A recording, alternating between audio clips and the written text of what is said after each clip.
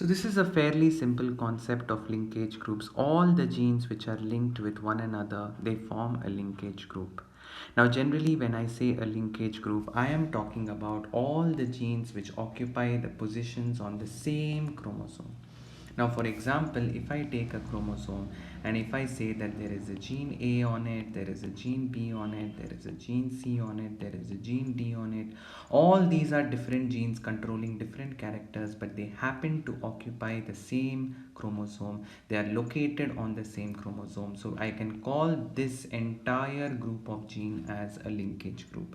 How do you calculate the number of such linked genes in an organism?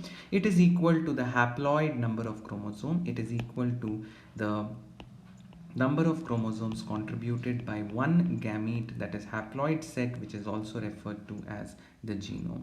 So please remember, if I say for example in human beings we have 2n is equal to 46, we have a haploid set with 23 chromosomes. So for example the number of linkage group in humans will be equal to 23, because you have to consider the entire set that is brought in by a gamete. In humans we are diploid because we have two sets of chromosomes.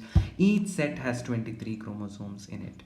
So when I say a linkage group, I'm talking about all such genes which occupy the same chromosome among all the chromosomes present in one entire haploid set.